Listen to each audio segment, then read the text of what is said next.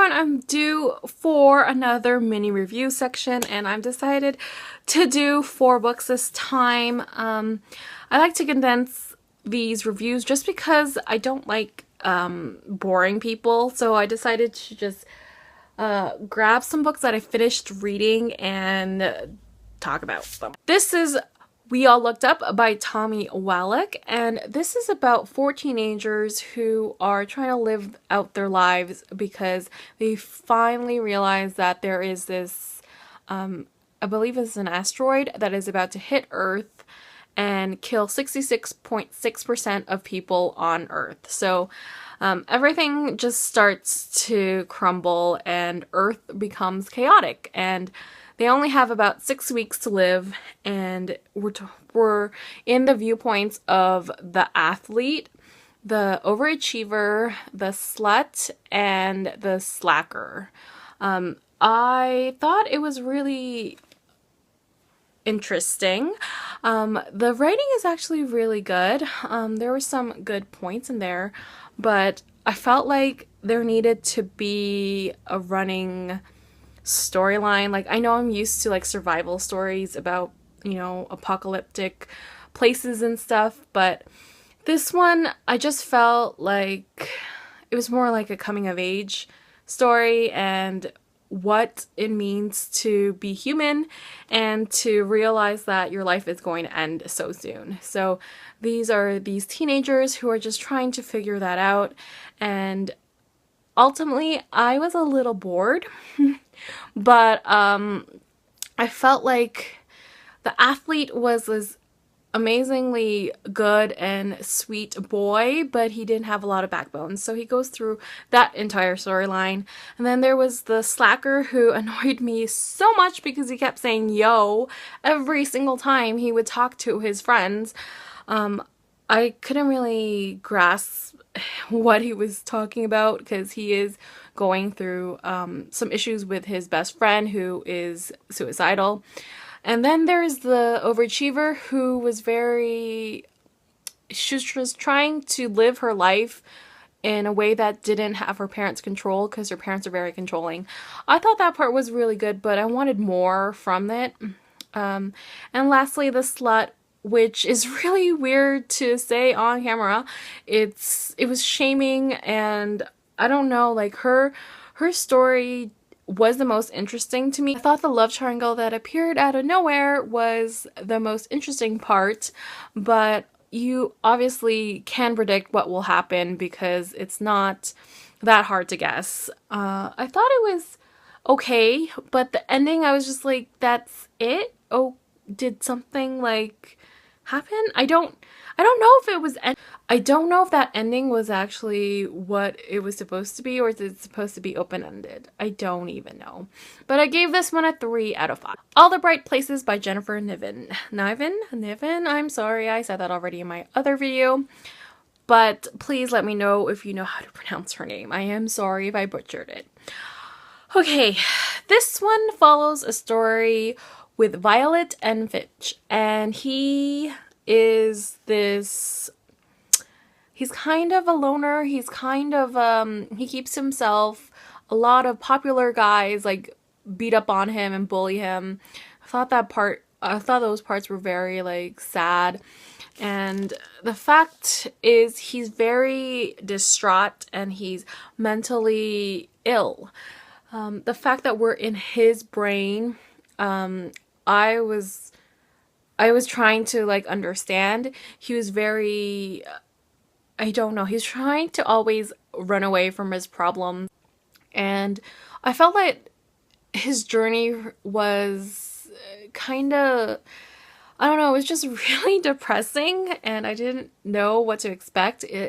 I felt that he was diagnosed under the bipolar disorder, which really is probably true because he was from he was like extremely happy one moment, and then next he's like depressed. And the part in the closet where he explains to Violet about all of his little notes, his like post-its, oh, I was just like, oh, that part was really sad. And when he was talking with his little sister, that part was also, it just kind of like, it just worried me because I know like the things that were gonna happen. It's very, very predictable. Right from the moment like you read the beginning, you just know that it's not gonna end well. Especially when people are saying like they cried in the end. I didn't actually really like Violet. I know that's kind of mean to say, but I felt like she was kind of indifferent to Fitch, and I didn't know why it just like, I don't know why they became friends in the first place. I don't know what the attraction was there. It was like, it kind of felt like it was instant love to me. One moment they were classmates, and then the next they just started like liking each other. I don't know. I know that happens a lot in teen books, and I guess that's what happens when your hormones are all over the place. It did like the symbolism between the little cardinal and the violet here. I like the fact that they showed parts of Indiana. I like those the most.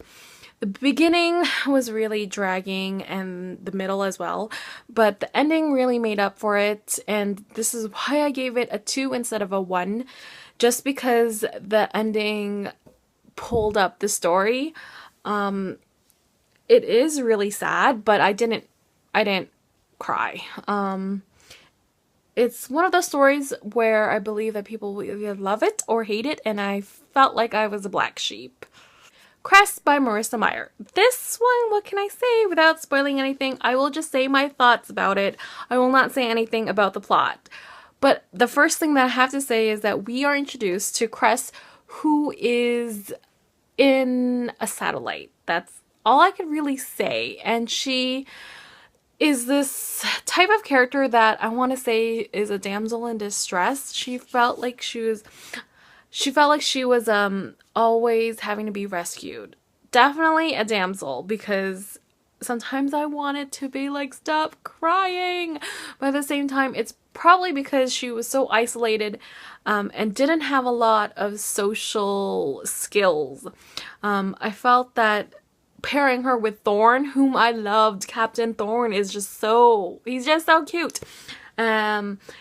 Captain Thorn and Cress really worked well because they're like two sides of the same coin. Like one is like really, really extroverted, and then the other one is really introverted. I like the fact that we see all of the characters here. There's only like cameo appearances between Scarlet and Wolf.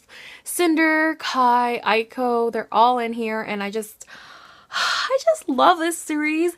This is one of those series that you're just like, okay, I want to just jump into this world and forget about reality. That's what I think that Marissa does really well. She just writes in such an easy breezy way that you know that you're gonna gobble it and love all the other characters. I love this one. This one is a 5 out of 5 for me. The Archives by Victoria Schwab. I'm sorry. Am I probably pronouncing that wrong?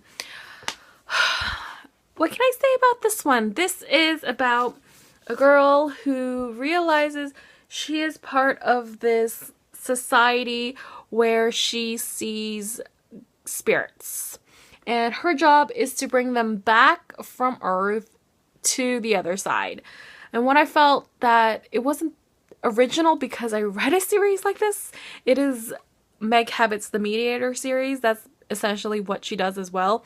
But where I found that Meg's writing was really, really simple. Victoria's is very eloquent, and I thought it was a little bit darker as well. I really love the main love interest in this one.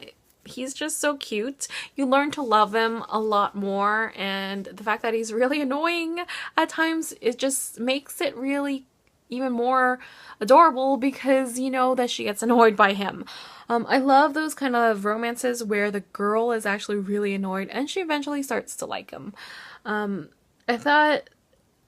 I thought it was done really well. I was very invested in the story that happens, and I'm just really sad that this series doesn't like fully end because the publisher didn't buy the last book, which is really sad because I thought her writing is very excellent and this cover is gorgeous. And if you see the inside of these books, I feel like I'd want this as a wallpaper because it's pretty. It's really pretty.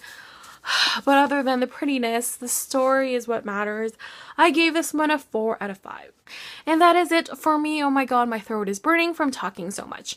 Until next time, take care, book nerds.